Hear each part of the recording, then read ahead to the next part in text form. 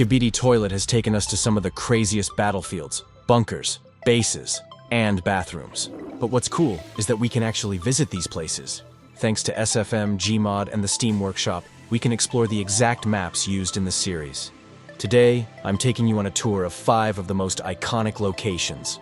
Yo guys, Plunger here. Before we begin, just want to thank you all for the support on my Skibidi Rewind edit. I'll definitely be doing more of those among my typical content. I'll take my time to make sure they are the best edits possible. Alright guys, let's dive into the exploration. Starting at number 5.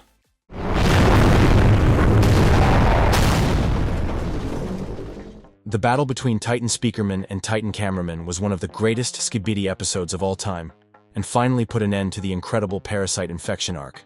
This takes place in RP Oasis Dawn. This place is a huge war-torn city and is the map Oasis from the game Nuclear Dawn. Let's find the location where Titan Cameraman and Titan Speakerman finally met. And here it is. This is exactly where the Titans threw hands. Or, well, each other. Oh, what's that?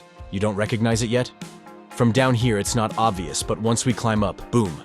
Instantly recognizable. Except, bruh, it's like a post-apocalyptic garage sale out here. It was so clear in the episode, but it's so cluttered with debris and equipment in the map. Why is that? Well, something you'll see a lot during this video is how Boom makes many changes to the map to make space for fights and the other important events. He customizes them for the requirements of the episode. For example, this metal fence along the top of this building is not present in the episode as it would have obscured the POV. Now, let's go to the exact spot where Plunger Man heroically emerged before launching me straight at Titan Speakerman. Yup, that was me, guys. That was my moment of fame. There's not much up here, but this is the view that Plunger Man had as he approached before instantly getting popped like a bubble wrap. Bro went from hero to snack-sized real quick. Speaking of size, being atop these buildings also helps give us a sense of scale for the Titans as we can compare them to it. Titan Speakerman is about as tall or slightly shorter than this very building. Okay, so now it only fits that we should also check out where other characters were, like the secret agent who spied on the battle from atop this lil corner here. And if you remember, this is where we first saw his green glow.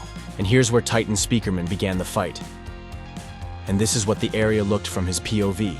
This map is also home to the settings of episodes 55 and 56, and these are also instantly recognizable. I love how it feels to just stumble upon a familiar location in a huge map. Here's where all 3 locations are in relation to each other. 55, 56, and 57. It's wild how close they are to each other, like an episode sandwich. Okay, let's check out some more.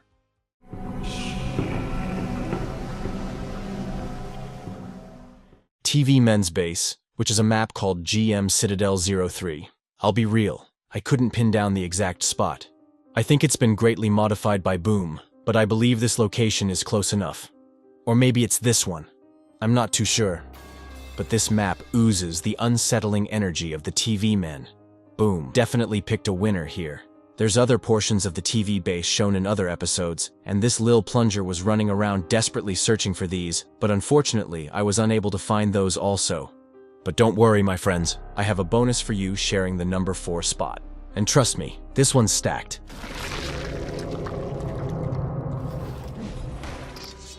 We're going to explore the location of Skibidi Toilet 75, 76, and 77, which are all in one map, RP Asheville.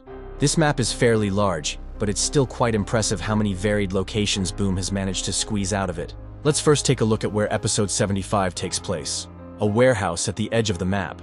The inside of the warehouse has different contents to the episode, where it was mainly just shipping containers, but generally this location is mostly unchanged. Aside from these pink doors, of course, let's take a look around the outside of this place that we never get to see. Magnificent. Here's where the Juggernaut baby smashed through the wall, violating that wall's personal space. The resulting hole was a custom cutout for the episode. Actually, they did it twice, because the hole we exit is at the opposite end of the building from where they first entered. And right there, that's where the chair made its dramatic stand, by doing absolutely nothing. Just sitting there like it wasn't just witness to a fierce battle. Moving along now. Towards the end of episode 76, we follow this path along this bridge while riding atop a large Skibidi toilet. We then end up in this small area near this water tower, And here's where the bridge gets destroyed by the Astro Impactor. Bro really violated that structure. That bridge had a family. This area always felt to me like a dense forest in the episode, but in fact this area is actually quite small and sparse, and there are more buildings than it would seem. In the distance we can see that these are the buildings that get destroyed at the end of the episode, which means the Duchess was somewhere above the shore here, maybe even paddling in the lake a little. Gotta stay refreshed. Okay, now for episode 77. Yes, believe it or not, this mammoth of an episode takes place in the same map as the previous two.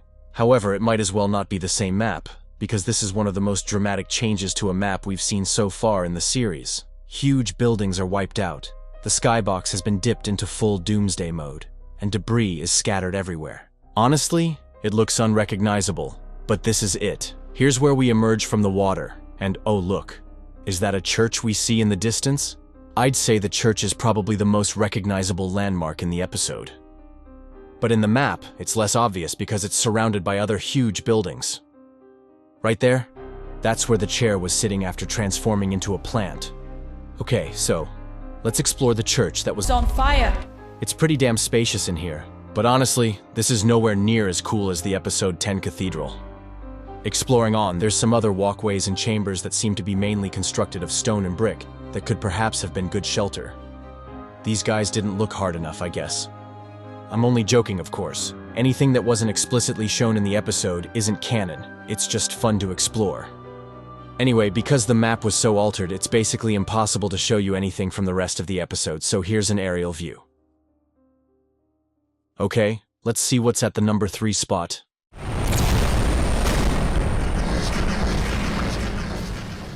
The cameraman's base is quite literally based, undoubtedly iconic, and it's one of the few specific locations we've seen more than once. The most iconic part of it is here, the entrance of the compound. This is a map named RP Imperial Base, or simply Star Wars Base Map. Already this map looks a little different in Gmod, as it's bright day and the ground is white. But other than that, it's well recognizable. It appears almost identical to the episode from the outside. Boom did make quite a few additions though.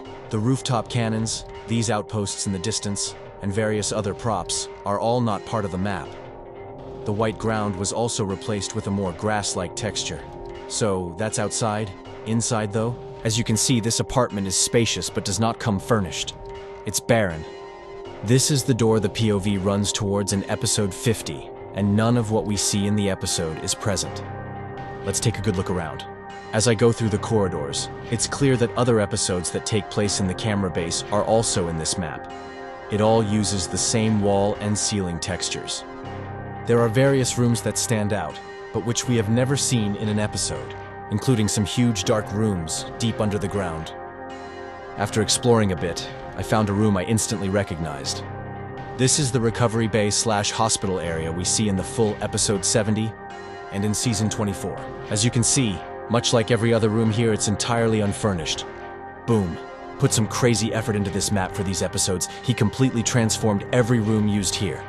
Here's where Plungerman's feed was being watched, as the secret agent permanently canceled his subscription from life. Oh, and right here, lucky cameraman's final destination. Bro walked in a free man and walked out in handcuffs.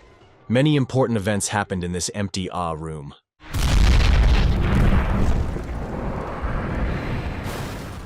The entrance of Alpha Hills is one of the most customized locations in the entire series. It has a lot of elements custom placed by Boom, but its core map is the Black Mesa military base from CounterStrike. Immediately, you can tell this map is missing something. No, I don't mean this dusty old fossil. I'm talking about the toilet statues on the mountains. Here we can see the roads that the POV travels down at the start of episode 67. You can also notice how empty this map is without all the debris that Boom placed there. The doorway to enter the bunker is entirely different. It's a different shape, style, and in this map, there's absolutely nothing behind it, so that's even further customization in this area. This map is also home to the events of episode 66, at the opposite end of the map. Like many others, this place has also been modified in the episode to remove some of the clutter. Let's have a quick run around. Here's the shelter that the cameramen enter at the very end. In the episode, the back wall is lined with toilets, but here it instead contains some military vehicles. Pretty big downgrade if you ask me. There are some other interesting landmarks around that we don't get to see in the episode. We have shelters, equipment, containers, and even robots that would fit right into the series, to be honest. Look at this map. This is all it was. The way this tiny empty space was used is incredibly impressive to me, and is a really good example of how Boom both improves and uses every drop of potential from a map. What the heck is going on here? At number 1, we have Episode 1, clearly the most iconic location of all, even if it's just a pretty unsuspecting bathroom. For some reason, Boom linked in the description that this map is one called RP Downpour, but this isn't true. Episode 1's location is actually a hotel, in a map from Left 4 Dead. Check out this gameplay of Left 4 Dead where they enter the very same room. You can find this map on the Steam Workshop, named Left 4 Dead Cleaned Up Offices. Within the course of this map in Left 4 Dead, we first enter the hotel here. But this is not the correct bathroom. We need to go through this hotel room, and down this hallway. Along the way, you encounter hotel rooms and bathrooms that look slightly familiar, but not quite right. Just past the vending machine, there's a door on our right. Room 43. Upon opening, we instantly see a familiar sight. This is what we don't get to see in the episode. A fairly standard hotel room complete with a bed, a table, a cupboard, and more. And in the corner, a bathroom door. And when I open it, there it is. The first Skibidi toilet, just a part of the map.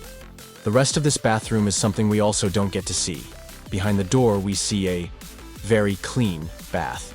All right, let's switch to the Skibidi toilet's point of view for a second. Oh, sorry guys, my brain began to rot a bit there. All right, let's move on before my brain fully dissolves. That's pretty much all we get to see in this room. Let's explore the rest of this hotel. Upstairs, we've got more rooms, some with eerily similar layouts. Our route inside ends at this last hotel room, where we would exit via the window. And here's the exterior of the hotel. You'd never know that this is where one of the biggest series on YouTube, and an enormous cultural phenomenon, was born.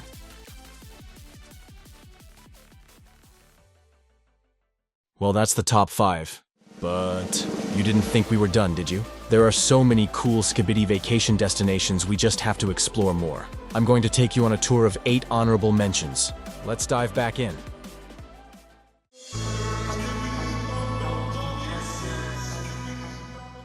This grand church in the map RP Hunter Cathedral once held the sacred rites of the Skibidi faith, before things got real unholy and this goofy cameraman got eaten by the Skibidi priest. The main hall is pretty much entirely unchanged.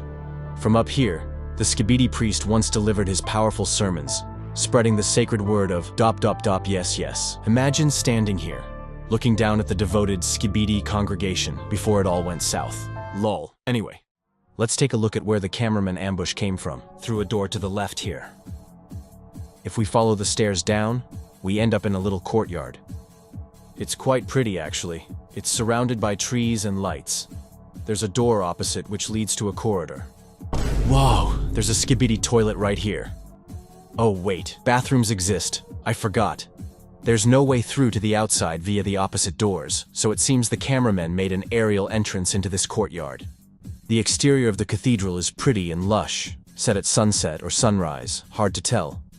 It's complete with lots of plants, trees, and a cemetery. But here's where it gets wild. This isn't just a church. It's hiding a massive underground complex, only accessible through secret buttons scattered throughout the building. This initial part exits at the graveyard, but if you roam around further, there's even deeper catacombs and secret halls deep underneath. Oh my god, a cameraman's head is stuck to the wall for some reason. So, what exactly is going on here? Is this just a Skibidi place of worship? Or are we looking at the hidden lair of a full-blown Skibidi cult? These passages were always there, right under our noses during the events of episode 10.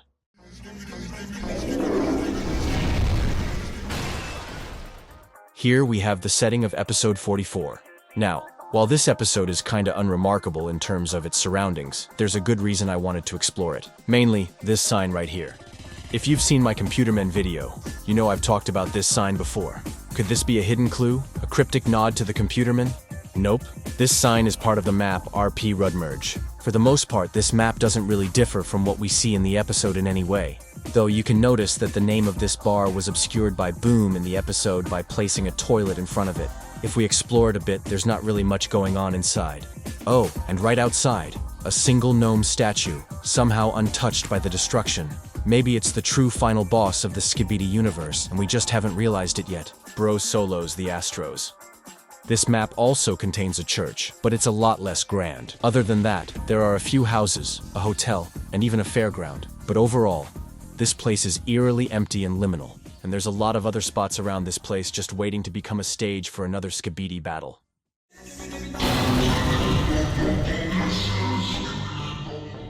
Episode 7 was a game changer as we finally got to step into the shoes of a cameraman and finally faced off against the original big bad G-Toilet. The episode takes place in a Gmod map called RP Downpour, at a little yard with shipping containers and a crane at the corner of the map.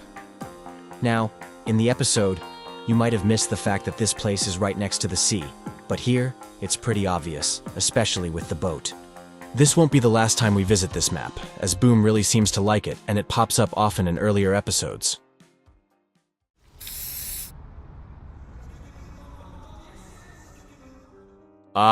Episode 9. The first one I ever watched. Let me tell you, this episode hooked me in faster than you can say dop dop. I always liked the toilet statue randomly being worshipped by some Skibidi. They were enamored. So bizarre. It takes place in a map called GM Golden City Day, and it's where a lot of the earliest Skibidi episodes took place. This is a large courtyard at the center of the city, and of course the epic toilet statue was custom placed by Boom. And while we're talking about iconic places, this very same courtyard also appeared yet another 9 episodes later in episode 18, where we get our first glimpse of the Titan cameraman.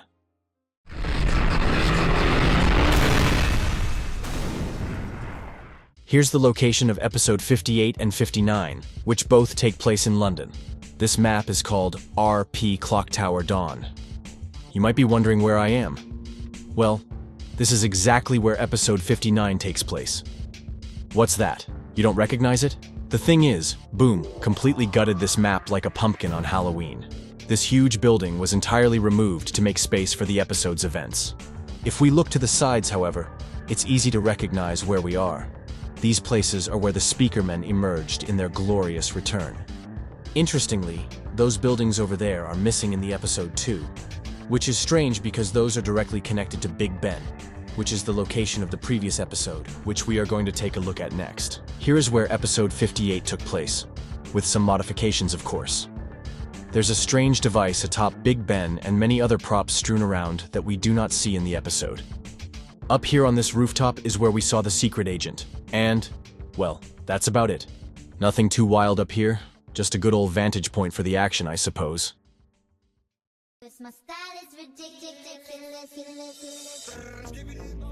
Skibidi Toilet Episode 2 takes place in a different spot in Downpour, a skyscraper. If we enter the front door, we see 2 elevators. We can take the elevators up to the top of the building, which is where the Skibidi Toilet Episode 2 took place. And here we are, the hallway. The elevators here are entirely different to those shown in the episode. They were custom placed and animated by Boom, which is kinda obvious since they wouldn't have had urinals in them anyway. The elevator asset he ended up using in the episode is the same one he used in his video, Stuck in a Piss Mare. The same hallway also appears in that video. Around this corridor, we have doors behind us, which lead to empty apartments, and also stairs to another floor with more of the same. We can actually see the location of episode 7 from up here. Right, let's move on. We aren't done with this building just yet. What the heck is going on you? Episode 4's restaurant doesn't take place in a restaurant at all. This map contains a couple different bars and restaurants, but episode 4 actually takes place in the same building as episode 2, in a large apartment at the top of the building. To get there from the location of episode 2, all we need to do is walk through these doors, take this elevator, and these doors right here are the same doors that the Skibidi toilets come through. Here we are, and it's actually the same apartment from the Pissmare video. You can see a sliver of the very same room through the bedroom door. Boom had already been customizing maps early on in the series, because this entire kitchen setup was cleared away. There's this path along the side of the apartment, where we see a cameraman skipping along with a Skibidi toilet. When I originally watched the episode, I always thought this area was a street or alleyway, but nope, it's a balcony. It's quite a big one too, and wraps around the back of the building. where there's even more to look at. Overall, I find this the most baffling choice of location for this episode, but still, pretty iconic.